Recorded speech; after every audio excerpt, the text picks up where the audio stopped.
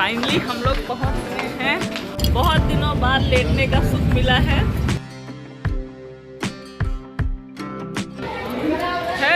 Hello दोस्तों, कैसे हैं आप लोग। मैं उम्मीद करती हूँ कि आप सभी बहुत बहुत बहुत अच्छे हैं। तो पहुंच गए हैं हम स्टेशन पे। तो वो वहाँ पहुंच गया दीपू, दीक्षा। यहाँ दीक्षा है मेरे आगे आगे, सबसे पीछे मैं हूँ। और मेरे पास कोई सामान नहीं है। बच्चे, हस्बैंड सब ने सारा सामान अपना उठा लिया है। तो आ गए हैं हम डिब्बे के पास। ये देखिए, पानी सारा सामान रख दिया गया और पानी प्यास लग गई है। बोतल निकालो और पानी पिया जाए।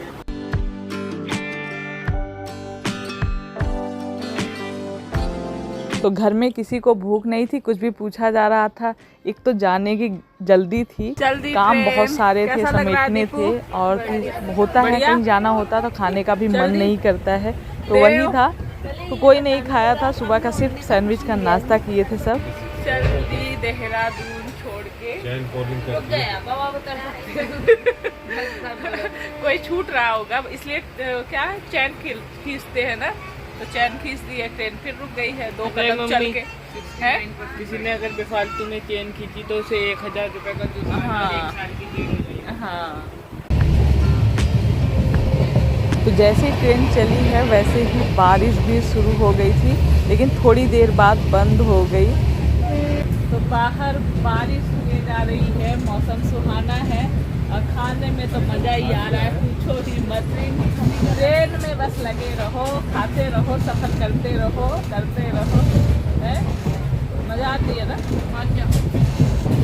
बहुत दिनों बाद लेटने का सुख मिला है। इतनी पैकिंग में बिजी थी कि लेटने का भी फुर्सत नहीं मिलता था। अब मैं इन लोगों को बोल दी हूँ कि मुझे सीधे उठाना इलाहाबाद में। ठीक है दीक्षा? अब मैं सिर्फ लेटी रहूँगी, आराम करूँगी, पूरा रेस्ट लूँगी।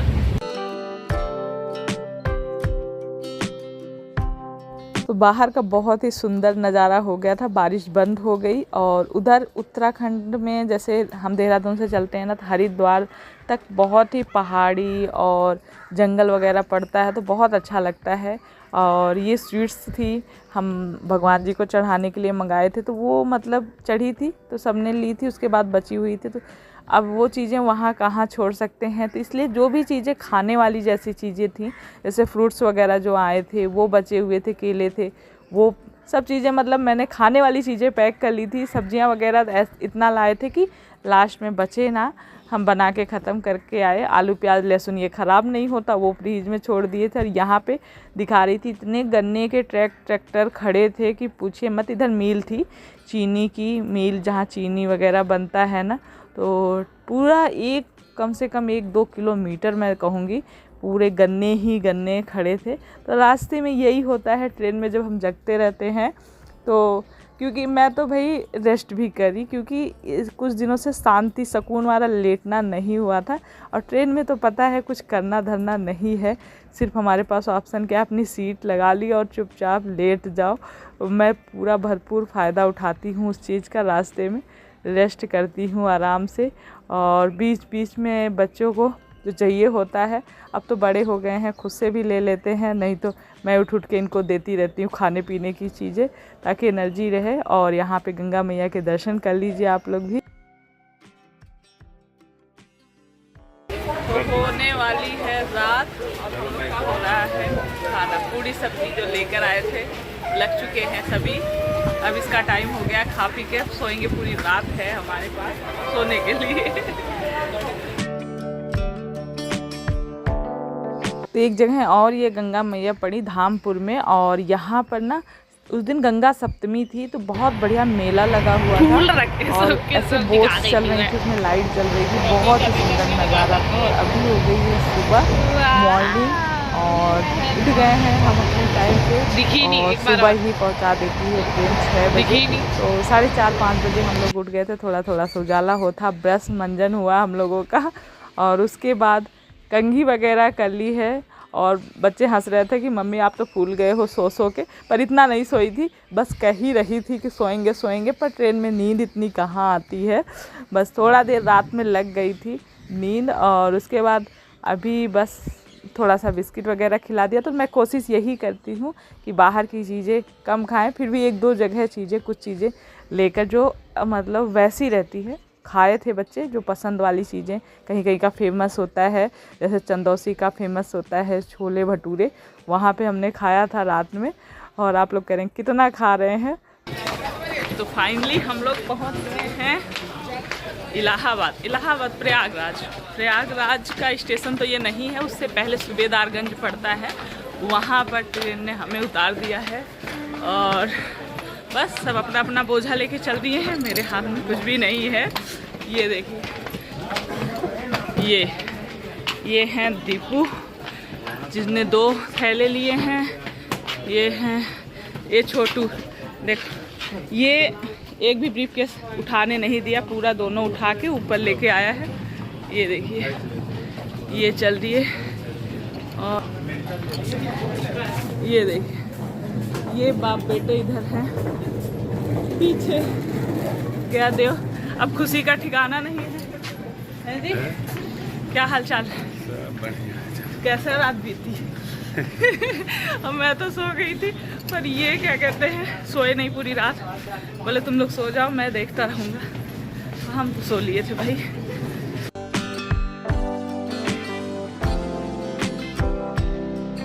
तो यहाँ पर बेटा आया हुआ था गाड़ी लेकर, बस गाड़ी में भूसे की तरह सामान बहुत ज़्यादा था तो ठूस ठूस के गाड़ी में भर लिया गया है।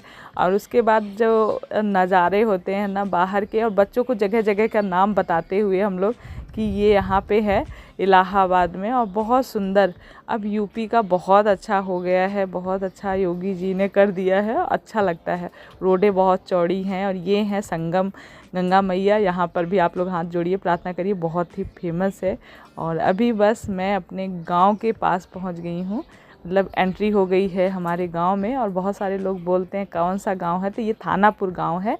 फूलपुर सहसो आप लोगों ने जो यहाँ के होंगे, यूपी इलाहाबाद के सुने होंगे ना, तो इसीलिए मैं इसमें बता दे रही हूँ कि ये वहाँ पड़ता है। थानापुर गांव हम लोगों का है।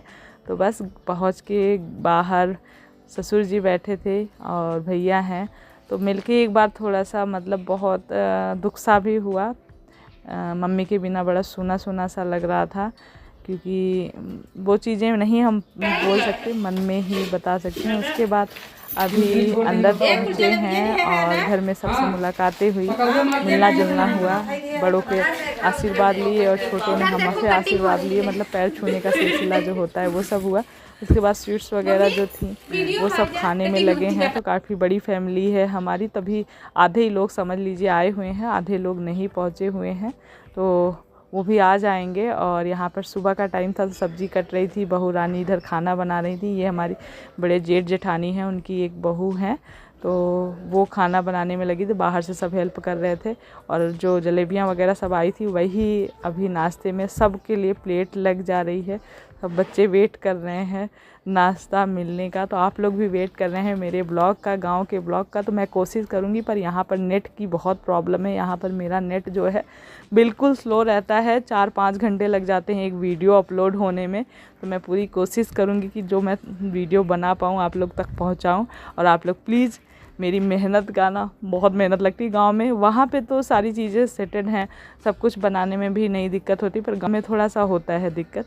तो मैं इतनी कोशिश करके अगर वीडियो बना पाती हूँ, आप लोग के पास भेज पाती हूँ, तो आप लोग प्लीज़ एक लाइक कर दीजिएगा। और न्यू हैं तो सब्सक्राइब ज़रूर करें और अपना ढेर सारा प्यार दें। तो चलिए इसी के साथ इस वीडियो को यहीं पे एंड करेंगे। और मैं वहाँ एक बार पैकिंग करी, अब यहाँ पर कुछ दिन रुकना है तो यहाँ पर भी सेटिंग करना ही पड़ेगा। अलमारी में, ड्रेसिंग में, बेड में, जो भी सामान जहाँ था सब रखना था रख दिया है, ताकि निकालने में बार बार ब्रीफकेस ना खोलना पड़े। साफ़ सफाई कर ली, फैन चल रहा है ऊपर, आवाज़ पता नहीं साफ जा रही नहीं जा रही है। ये देव नहा के आए हैं, वे भी यहाँ कपड़ा लेके आ गए हैं। और सर थोड़ा भारी हो रहा था तो दीक्षा ने तेल रख दिया है, थोड़ी सी मालिश वालिश हो रही है। अब नहाने जाऊंगी, अभी नहाना नहीं हुआ है। और लेकिन सारे सामान जो फैले थे, मतलब मिलते नहीं ना, जब वहाँ से आए थे यहाँ पे भी अलमारी में सेट कर दिया, इधर अलमारी में चीज़ें अपनी रख दी हैं। ड्रेसिंग में डाल दी हैं, तो सामान मुझे ढूंढना नहीं पड़ेगा, मिल जाएगा फटाफट से, इसलिए इतनी देर मेहनत करी। सब सेट कर लिया, अब संतुष्टि हो गई है, क्योंकि अब कुछ दिन रहना है तो सामान तो सेट करना ही पड़ेगा। तो ये देखिए, ये गांव में पहुंचते ही हेलो निकल आया है। तो हम लोग इतना नहीं जानते थे इसके बारे में, आप लोग शायद जानते हो।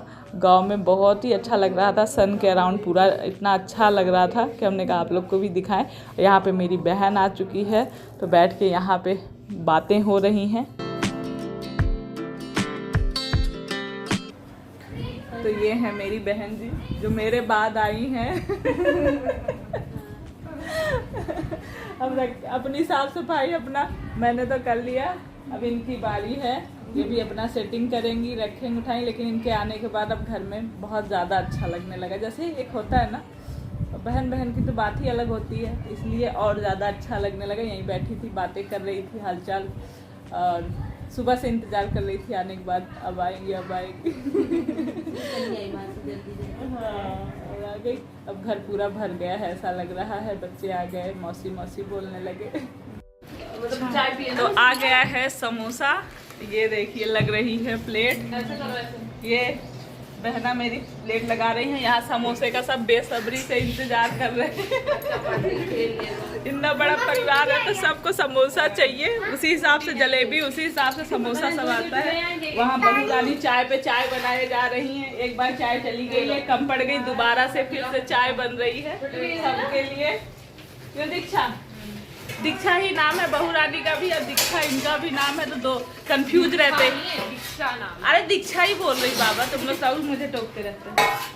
दीक्षा तो भैया दुई दीक्षा है इन्हिया, दुई।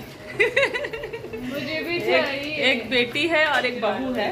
मुझे भी मम्मा ये दिखा, मम्मी मैं लेके जा। ये समोसे हैं यहाँ के, जो देहरादून में समोसे मिलते हैं वो बहुत बड़े बड़े होते हैं, लेकिन यहाँ के समोसे छोटे छोटे होते हैं, तो बहुत टेस्टी होते हैं। ये टेस्ट वहाँ नहीं मिलता।